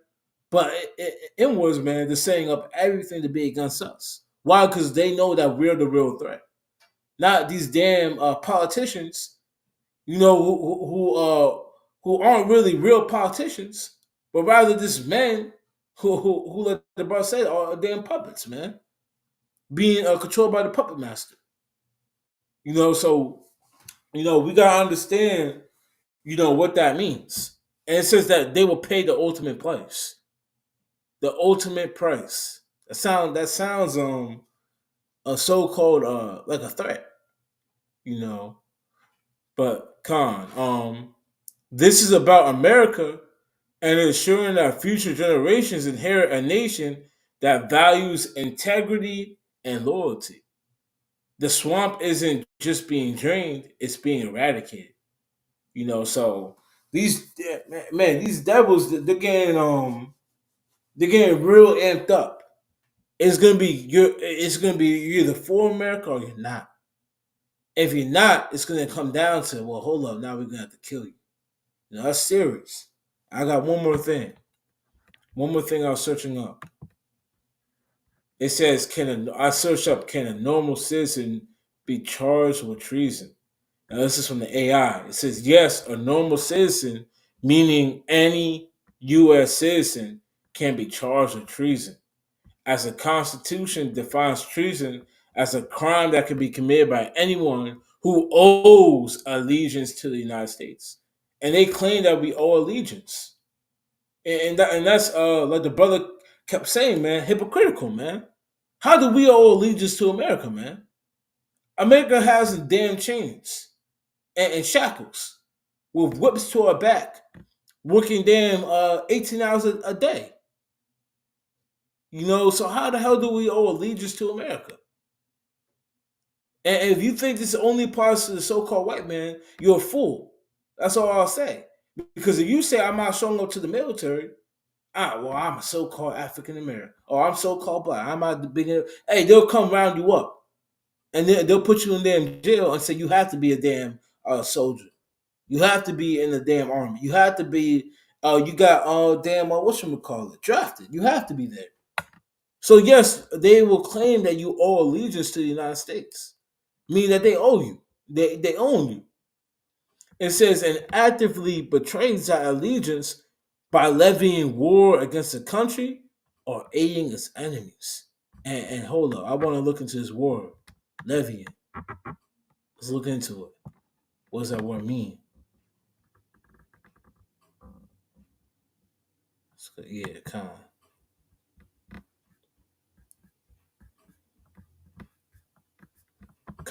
Levying, and the word is chiefly, I'll say, is going to impose. To impose, it says to seize, to enlist, call up, enlist, rally, mobilize, muster. So you see these words, hey, look, you can claim what we're doing is rallying up a war, man. They can say that what we're saying is causing all the nations to get rallied up. Hey, you see them Hebrew Israelites? Maybe we can destroy America. Maybe we can go against America. And they might say that. They might say that what we're doing is rallying up there in Russia and China to think that they're gonna go against America. And after that, they can say, "Oh, look, you're gonna get put to death, man," through that executive order. But King, that's all I got. King, you got it. Con, Con, and when you look into it, let's get this precept, right? Let's go to the book of Acts, chapter 16, right, in verse 20. I started at 19. And when our masters saw that the hope of their gains was gone, they caught Paul and Silas. And what happened to Paul? Paul was known as a Roman citizen, right? He's an Israelite, of course, from the tribe of Benjamin, but Paul is a Roman citizen. Now, Roman citizens, they weren't given any old death, right? When it came to the death penalty, the capital punishment in Rome was death via guillotine, via beheading. When you go into the history, Paul was, you know, not just Paul, but anyone that was quote unquote Christian, right? Israelites during the persecution of 64 AD to 67, or really extended to 70 AD, 73 AD, under Nero in a different Roman emperors during that time. But there was a great persecution against the church. And again, when Paul had died around 64 to 67, scholars debate that time, but nevertheless, he was beheaded, right? He was beheaded. He was being a Roman citizen, he was beheaded, but Peter was crucified upside down because he wasn't a Roman citizen. Continuing on, this is Acts chapter 16 and verse 20. And brought them, it says, and brought them to the magistrates, saying, these men, being Jews, do exceedingly trouble our city, and teach customs which are not lawful for us to receive, neither to observe, being Romans. So when the parallel that was being made is that keeping the commandments, following Yahweh B'Shem Yahushai, having our king being Yahweh B'Shem Yahushai, that is a custom that's not lawful for us to, or not lawful for those Romans to be able to receive, right? Meaning Israelites that was living in Rome, coons really, saying, look, man, we can't do that. Look, we're Romans, right? So let's go ahead and tell the judges and the sheriffs and the senators, and let's get these Hebrew Israelites off the streets, right? Because we're Americans. We can't get down like this. You best believe you're gonna have coons sell us out. It's always happened. Always had our people who went against our people. Name a time in the scriptures where that didn't take place. You always had people. You always had our own fighting against our own. Right? You read about that during the time of the Maccabean revolt. Of course, you have Judas Iscariot delivered up Yahushua. So you had coons right here. You always had these men, right? From time to time, right? But let's continue on. It says, and the multitude rose up together against them, and the magistrates rent their clothes and commanded to beat them. Let's go to Acts chapter 12 and verse 1. Acts chapter 12, verse 1. So, like the brother was saying, the death penalty is coming back, and it's for the form of treason. Treason is going against a country.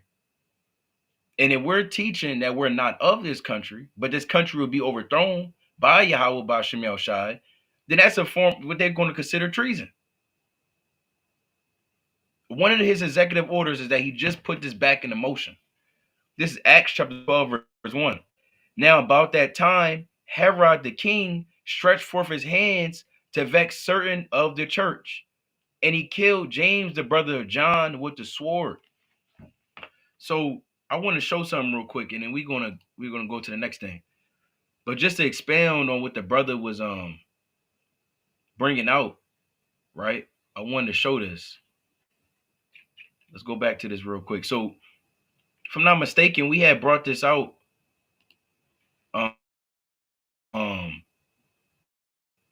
went into this before. I'll just put it like that. So, damn, let me share my screen. So yeah, brothers have gone into this before, but now we want to be able to now we can link it up. Right now we can link it up into exactly. Let me pull this up again.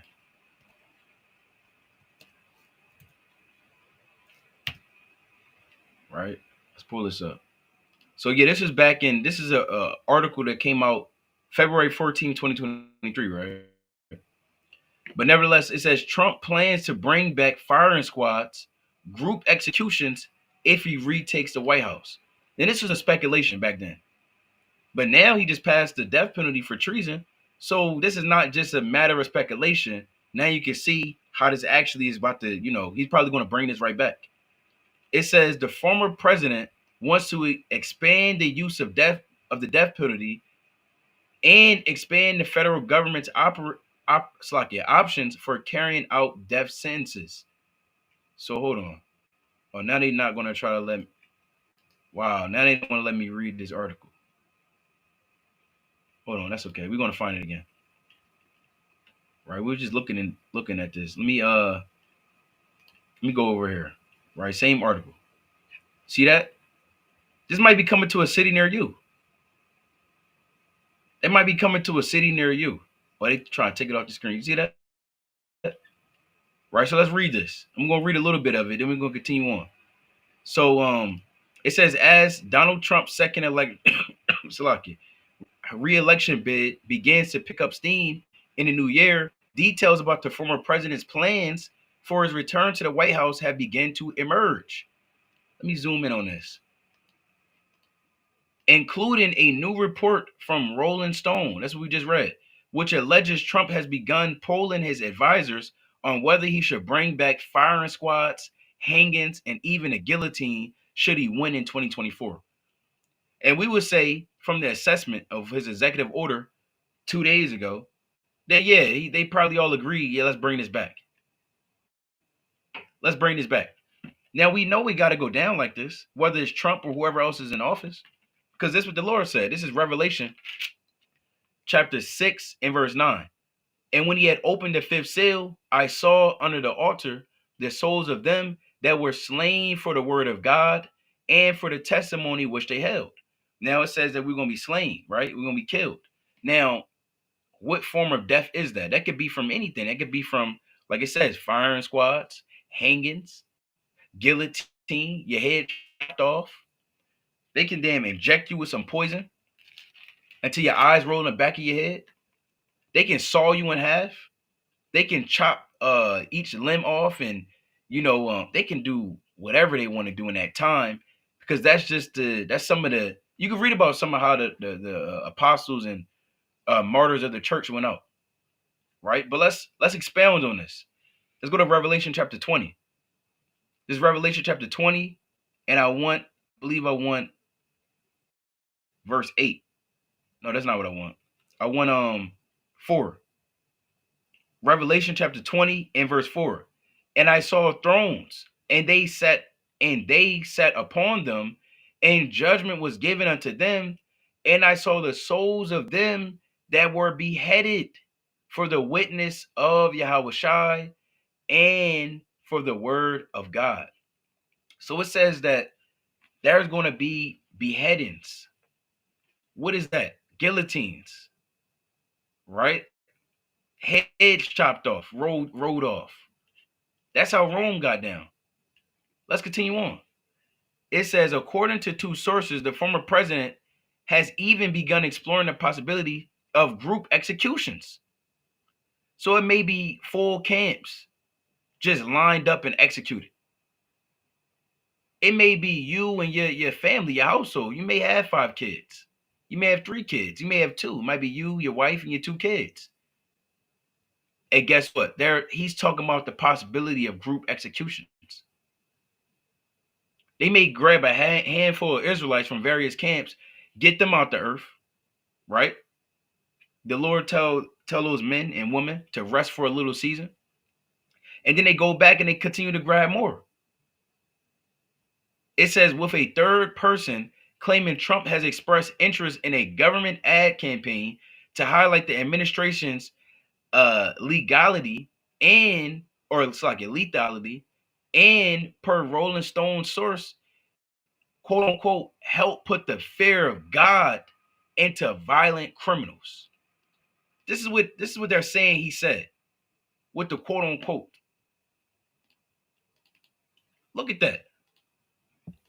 That's wild. Look at that right there. That's wild. See, you brothers keep playing around with the Most High.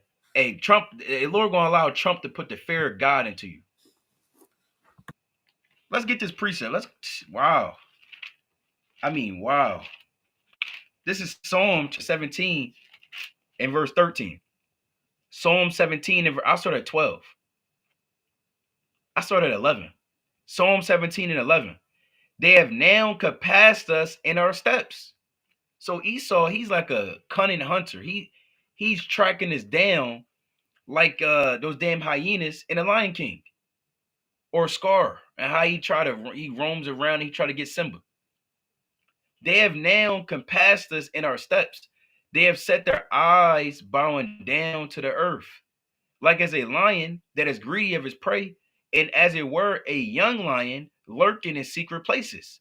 Arise, O Yahweh, disappoint him, cast him down, deliver my soul from the wicked, which is thy sword. So the wicked is what? Is the sword of the Lord. From men which are thy hand. So, I mean, this is not far-fetched, but it's just wild that this is what his plan, this is playing right here, he said. It says he wants to, quote-unquote, help put the fear of God into violent criminals. I'm going to go back to Psalm 17 and 14. From men which are thy hand, O Yahweh, from men of the world, which have their portion in this life, whose belly thou fillest with thy hid treasure, they are full of children, and leave the rest of their substance to their babes. We're going to rest right there. So this is what you see. Don't think Donald Trump was never for you. Yeah, he can smirk and laugh and giggle and, but he's not for you. He was never for you. It says a Trump campaign spokesperson denied the former president had plans for an execution ad campaign in a statement to Rolling Stone. Trump's fascination with the death penalty has long been on public display, stretching back to his call to execute the quote-unquote Central Park Five.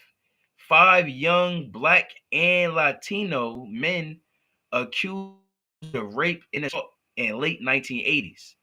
All were later exonerated. So he'd been trying to get down like this. And it just so happened it was 5 brothers. 5 brothers. They had a show about the Central Park Five. They went into it. None of them did it, but they were wrongfully accused and suffered, greatly in prison and whatnot, and their whole lives was completely uprooted. I think later on they gave them some money, but what is money to have your life and your manhood taken away from you? Hey, some of them boys was raped in that prison, man. When you watch that show, young boys in there with grown, just 4 niggas, right? That was in prison. Them actually being, doing other things, and even I think one of the brothers, he was in a prison with an Edomite, and those Edomites, they beat him down. They were skinheads, beat him down in that prison. I think that show was on Netflix. It's called When They See Us. If you saw that, brother, I don't know if you saw that, but something that Israel you could check out. But nevertheless, Trump was in there. They showed him, and he was talking about these are thugs, these are criminals, these are monsters. They need to be killed. We need to execute them. So I just wanted, I'm gonna actually read on, and I'm gonna pass it back to you. It says he also signed an executive order in those last weeks in office that expanded the federal government's ability to conduct hangings in firing squads as methods of execution. So this is what he did back when he first was in office. This is what he did. He did that already. What did he do now? Now he just put it back in motion. Look, now if you're treason against America, you're not just gonna be sent to prison. Hey, we're gonna actually kill you, right? So you want to, I mean, hey, hey, stop playing with the Most High, right? We'll put it like that. Do you have something else you want to bring out, King? I got one last thing, but I'll pass it back to you. I got one quick. Oh, you got one last thing on this? Or one No, no, last? no, no, not on this. Okay, Yeah, yeah, I got one quick precept for that. One quick precept. To touch on that he's going to put the fear of God, and that was a wild statement, man. Hey, but through the Spirit, man. Like we said, a lot of these things are linking up, man. Let's go to John 16. This is the book of John, chapter 16. I'm gonna start verse 1.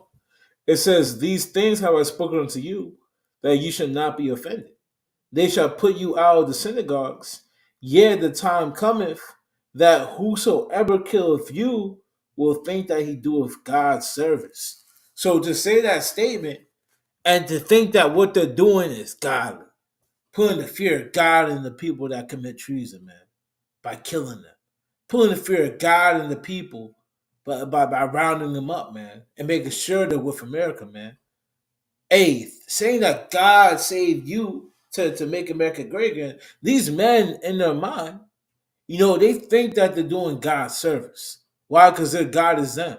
They are their own God, and they're also bewitching the masses of people of Babylon that what they're doing is godly, man. And if you're not a part of it, man, you're gonna be if you're not a part of it, you're not godly. So when we see these things, like we said, it matches up, man. And the brother put up a picture of a Con Trump with a Bible. He raising the Bible in front of the damn parish house, St. John's Church, parish house. He's raising the Bible like he's a godly man. He's raising the Bible. Can't pull not one precept in there and break it down. But he's a godly man that's here to save America. So we gotta look at that. We gotta see that executive order and remember precepts like John 16. Remember precepts like Revelation, the second chapter, Revelation, the 20th chapter, like the brother brought out. We gotta remember these precepts and think about persecution, because that could be a chief thing. And the brother Justin Reed saying, "You should have kept reading, brother." He said he wanted to execute those who get caught selling drugs. Con, and yeah, Con. So that'll be geared against Israel too, man. Lower level Israel, but it'll be geared towards Israel. But Con, that's all I want on that, King. We can move on. Con, con. So I had one other thing I wanted to bring up, and I actually got to let me see real quick because I should have had this pulled up. But like I mentioned, Trump. I said this a little bit earlier, but he said he wants to be a peacemaker, right? He wants to bring. And you can see it right now. You see the spirit that's going on. These Americans, and when we say Americans, we talking about anyone that is calling themselves actually American, because you got even our people who are happy of the things that Trump is about to do or plans to do, right? How the talks about him bringing back the economy, back to how it was before COVID, right? The just all his different plans and agendas. How he wants to. I believe he said he want to eliminate the federal income tax. I mean, to the American, this is music to your ears. To the American, but we trying to get the hell out of here. We don't want the economy to be brought back. What is that doing? That's only keeping us here for years longer, time longer that we don't need to be here. See, we know this place is going to go down. The U.S. dollar isn't backed by nothing, so whatever he plans to do is not going to work. You have he dropped this cryptocurrency, the Trump coin, in less than 24 hours. It was already valuated at 12 billion, or actually I believe it got up to 22 billion. $22 billion it was valued at. just random cryptocurrency you just made. So you can tell that the economy is off kilt. It's not right. But I wanted to get this real quick. There's a few other things I want to bring out. I think time's going to fellas. So this is the last thing I want to bring out. Because he mentioned he wants to be a peacemaker, right? He wants to spread world peace. And he already has America pulling out of the Ukraine war, the Ukraine and Russian war. Let me show this real quick. He has also, he's pretty much saying that he's the reason why the Israel Hamas war is about to end, right? So I want to share this on the screen. It says, this is out of the Times of Israel, right? Timesofisrael.com. Crazy. Anyway, it says, I want to be a peacemaker, stop all wars. He wants to stop all the wars. Now, this is going to go down for so many different levels on why this is, we know the Most High is setting them up to say stuff like this and do things like this. Because whenever you have presidents, they come in office and they want to stop war, a few things happen. Either A, they're just lying, and in fact, they're double talking, or they double talking and you really got to see what they really want to say, which is, look, I'm going to continue war. Right, I'm going to get this quick precept. Right? Either A, he's going to continue these wars, right? Or B, they're going to kill this man. Because you got the military industrial complex who they make their money from war. They make their money from printing out, creating guns and putting that out there, and the missiles and the military equipment. They're going to stop getting paid. JFK was so-called killed or assassinated, shot in his head, and it split open all over his car and his limousine.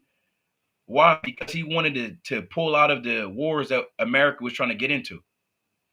He didn't want to go to war against Vietnam. What happened after he died? They killed him, and Lyndon B. Johnson immediately went right to war against Vietnam in the 60s. And sent who? They sent Jake immediately to war, and anybody that spoke out against it was considered a communist. So when you got men like this talking about this, so many precepts that can come to mind. But of course, we think of 1 Thessalonians, the 5th chapter. Well, I'm going to get this real quick in Psalm. This Psalm chapter 55. Psalm chapter 55, and I want 11, right? Psalm chapter 55 and verse 11. And it reads, wickedness is in the midst thereof, deceit and guile depart not from her streets. So we understand that he speaks with guile. He's a devil, right? And we know that their words are smoother than butter, like it tells you in the 21st verse. Let's actually jump down. I'm going to jump down to verse, I'll start at 18. He had delivered my soul in peace from the battle that was against me, for there were many with me. God shall hear and afflict them, even he that abideth of old, Salah, because they have no changes, therefore they fear not Yahweh. He had put forth his hands against such as be at peace with him. He had broken his covenant. The words of his mouth were smoother than butter, but war was in his heart. His words were softer than oil, yet were they drawn swords. So it says, again, Trump says, I want to be a peacemaker, stop all wars. Incoming U.S. president promises a new golden age as he takes oath for his historic second term. I'm going to read a little bit of this, and then I'm going to show something else, and I'm going to get another precept. So it says, U.S. President Donald Trump on Monday cast himself as a peacemaker in his second inaugural address, pointing, hold on, we don't want this damn ad. What is going on right there? Right, but let's continue on. Pointing to the hostage release ceasefire deal between Israel and Hamas that went into effect on Sunday. This is what he said. My proudest legacy will be that of a peacemaker and a unifier. That's what I want to be, a peacemaker and a unifier. I'm pleased to say that as of yesterday, one day before I assume office, the hostages in the Middle East are coming back home to their families. Let's continue. So, well, I don't know if it's that much more on this. right? I don't think it's that much more on this. Hold on. Right? I think that's pretty much it. I'm gonna jump down here. It says, pray that the next 4 years bring peace to Israel and throughout the Middle East, he added. So this is big news. Why is this big news? Let's go to First Thessalonians. First off, before we continue, we know what Joel, the 3rd chapter, says. We know that the Lord has to bring the nations to the Middle East for war. Him being in office and saying that he's going to end these wars, and he's going to be a unifier, and he's going to bring peace to Israel and throughout the Middle East, and that's a damn lie. That's blasphemy. Because now you're saying the words of the Most High won't take effect. Right? Who are you to say that you're going to stop a war from happening? And you putting out these peace talks and you calming everything down? They had something in ancient Rome known as Pax Romania, which was peace and safety and peace and security. And this was spread abroad. This actually took place from 27 BC up until around, I think it was we're gonna pull it up, but around like 167 BC, or it's like an AD. It's 27 AD to around 167 AD. And this was again, this was the peace and security. It started under Augustus Caesar. But let me bring this precept up. This First Thessalonians chapter 5, right? First Thessalonians chapter 5, and I want verse 3. First Thessalonians chapter 5 and verse 3. For when they shall say peace and safety, then sudden destruction cometh upon them as travail upon a woman with child, and they shall not escape. Right? So the Lord said when they do this, and we know exactly what's going to take place. Now let's pull this thing up. Let's pull up Pax Romania. Lord Will, I'm still sharing my screen. Oh, I'm not. Hold on. I'm not sharing my screen. I can see it, Ken. Right? There we go. Okay, calm. You see it now? Yeah, calm. Yeah. So this is what I wanted right here. Right? So let's look in this. So it says Pax Romana or Romana, meaning Roman peace, is roughly 200 plus year long period of Roman history, which is identified as a golden age. Didn't he just say he wants to have a golden age in America? You can't make this up. Which is identified as a golden age of increased and sustained Roman imperialism. And imperialism is where they, essentially where they can go and they can take over different lands and they can conquer. America right now, they want to take over Greenland. They want to take over Canada. They want to take over Mexico. They have something known as the North American Union they want to make. Look this thing up. It's a new thing he want to have. And he's literally a week ago, 2 weeks ago, he was in Greenland, or he had his son go to Greenland, and they're trying to buy Greenland, which is essentially one of the most northern countries, and right across will be Russia. So they want to have that. They want to get that immediately. That's what they're trying to do. They're trying to buy it with a few $1 billion. Of US dollars that mean nothing. Continuing on. It says relative peace and order, prosperous stability. Isn't that what Trump is promising right now? They have something known as Doge, which is Department of Department of Government Efficiency, which is where Elon Musk and his different men, they're going to analyze the American economy and figure out different ways to save money and cut spending. It says hegemonic power, which is what? Regional homogeny, where it's essentially different relationships of peace and regional expansion. This is despite several revolts in wars and continual competition with Parthia. It is traditionally dated as commencing with the ascension of Augustus, right? Julius Caesar Augustus, known as Octavian, founder of the Roman Principate in 27 BC and concluding in AD 180 with the death of Marcus Aurelius, the last of the quote unquote five good emperors. So Trump is one of these men back on the earth.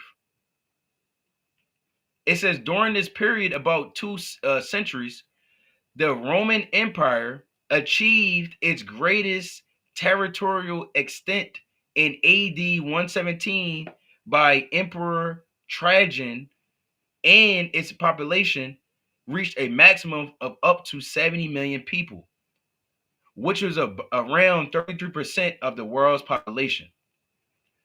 It says, according to Cassius Dio, the the dictatorial reign of Commodius, later followed by the year of the five emperors in the crisis of the 3rd century, marked the descent from quote unquote a kingdom of gold to one of iron and rust. And the Lord told you in Daniel, the 7th chapter, that Rome will be back on the earth, will be known as the as iron, right? Iron and miry clay. Can't make this up. I want to get a little bit more, King, and then you can hop right into this, right? Or if you had anything else. So it says, again, just going into this, right? You can check this out and do go into this research, go into this history, see how the days of old is being brought back on the earth, right? Again, the Lord requiring that which is past.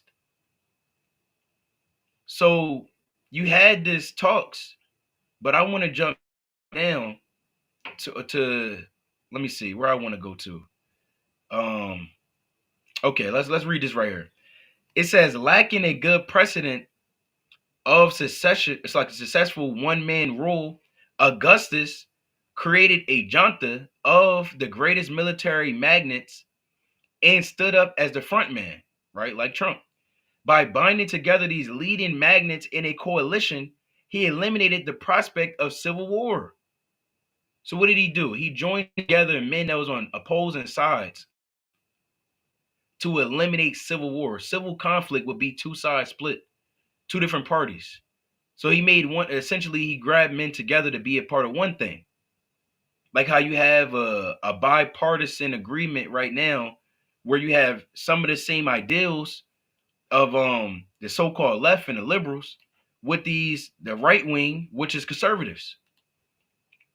That's why you got men like Elon Musk and Peter Thiel and all these different guys being joined under Trump's cabinet. Right? Really the same agenda. It's on both sides of the coin. That's a little bit more what I wanted to go into earlier, but time with fellas. So we're just going to kind of brush by that. But I'm going to get this last point. It says the Pax Romana was not immediate despite the end of the civil wars, because fighting continued in Hispania, right? Hispania and in the Alps. Nevertheless, Augustus closed the gates of Janus, a ceremony indicating that Rome was at peace 3 times, first in 29 BC and again in 25 BC. Well, isn't Trump trying to close the border to indicate that they're at peace? I mean, look, you can say, well, no, that's not what it's talking about. Just go into the history. Just go into it. Right? This is literally, it says, I'll read this. The temple of Janus stood in a Roman forum near Basilica Aemilia, if I pronounced that right, along the Argelitum. It was a small temple with a statue of Janus, the two-faced god of boundaries and beginnings inside. Its doors were known as the gates of Janus, which were closed in times of peace. And Trump wants to seal up the borders, and he wants to also be a peacemaker of the earth. You can't make it up. I mean, it's right there for you. Right? But you got it though, King. I don't know if you want to dive into this, if you had something else, or if you want to go into your closing precepts. Carl, we can go into closing now. Go into closing. You touched mildly on that.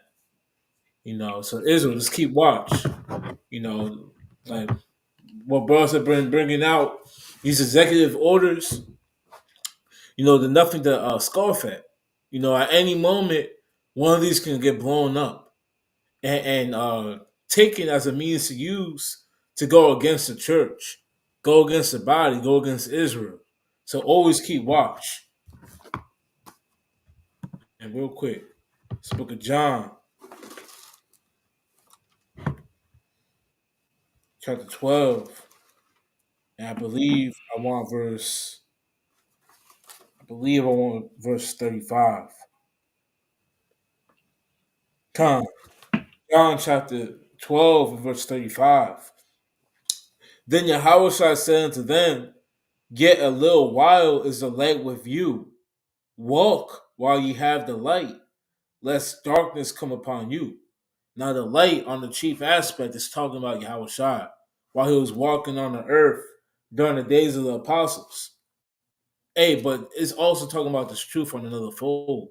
The Lord instructed us to walk while we have light now, to walk while we have understanding of times to come now. Walk while we have the understand the deep knowledge of the dark parables of what's going to happen in the end times, man. Walk while you have this light now, man. Not while it's dark, man. Not while Jacob's trouble's going on, persecution, ordered by these damn leaders going on. Not while there's famine. Not while there's damn destruction, missiles. The Lord said, walk in the light now, man. Acquire this knowledge now, man. Find out more about who you are and find out more about learning what you need to do in the eyes of the Lord now.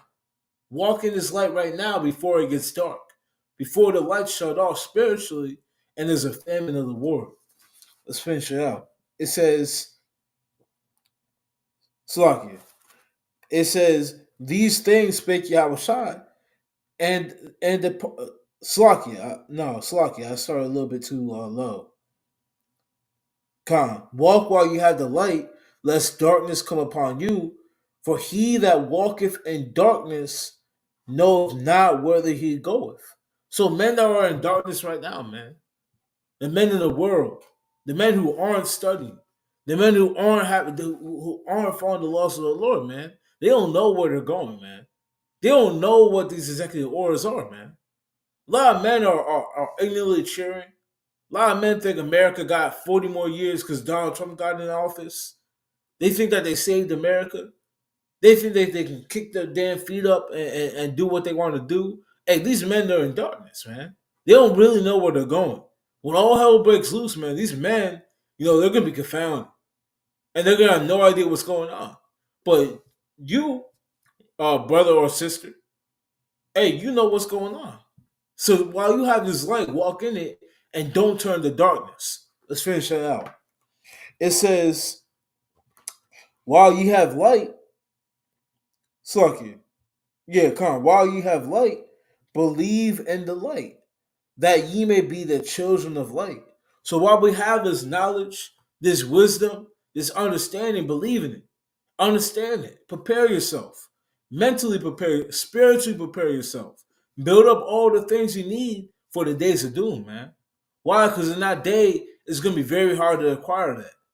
It's going to be only to those that stored it up during these times, man. That were the five wise virgins, man. So let's keep reading and finish it out. It says, these things spake Yahushua and departed and did hide himself from them. And during that time, Yahushua hid themselves after he said that word, man. Hey, this knowledge is going to be hidden from a lot of people, man. Like we talked about, there's going to be a famine of the world. And that's chiefly going to come, through persecution, through men looking to slay the prophets, and those prophets having to get off of the damn corners that they're on every single day and go into hiding and be a pilgrim upon the earth. Like in the days of Jezebel and Elijah. But Khan, you got it. Khan. That's right. All praise to Yahweh Bashem Yahushua. I want to get this in Second Ezra, chapter 14 and verse. I started 8. Second Ezra chapter 14 and verse 8. It says that thou lay up in thy heart the signs that I have showed, and the dreams that thou hast seen, and the interpretations which thou hast heard. So the Lord said you got to lay up, and store these prophecies in his understanding and these breakdowns and everything that the Most High showed us, whether it's by dreams, whether by again understanding you, the Most High revealing certain precepts to you, or the Lord sending brothers out to you, right? To take time and break down certain things to make it plain for you, that ye may run that readeth it, right? Like the scripture say in Habakkuk, the 2nd chapter. The point is, you want to lay these things up in your heart. You don't want to just cast this behind you and think that it's not going to happen, for one, or B, you become so desensitized to it that now you really have no care. You walk around careless in the midst of a careless nation. Reading on, it says, I'll jump to verse 10. For the world had lost his youth, and the times begin to wax old. For the world is divided into 12 parts, and the 10 parts of it are gone already, and half of a 10th part. And there remaineth that which is after the half of the 10th part. And we know that, the Lord is saying, even during Ezra's time, 2,500 years ago, you had 10 and a half parts out of 12 already gone. So that time up until now, we've been living in that 1.5 or of that 12 parts that was remaining. Reading on. Here's the point. Now, therefore, set thine house in order and reprove thy people, comfort such of them as be in trouble, and now renounce corruption. So when we go through these different lessons and we show you the prophecies that's happening and the current events that's taking place in the world, you want to take heed to it, but now you want to examine yourself. And you seeing what's happening, and you see how much closer we are to the end, that much more should you be examining yourself and trying to stretch forth your hand to, change and repent. This is about repentance. See, the world can't repent. The world is going to be destroyed no matter what. But you have a chance to repent. You have a chance to be better than you was yesterday. You got a chance to go harder the following day, to wake up earlier, to stay up a little later, to read more, to pray more, to exhortate more. You understand? We have another chance, right, to repent. Who can tell if the lights is going to go out tonight or tomorrow? We won't know. But all we can do is continue to trust in Yahweh Shem Shai and pray for his mercy and stay in the spirit. Right? So with that, Most High Willie was edified. Of course, we want to give all honor and all glory to Yahweh by Hashem HaMashiach Malaki Washai. His brother Kesadi from W5 Jersey, Philly. Brother Yatazmak. Kwame Asharala, keep watching these last days. Shalom. Shalom.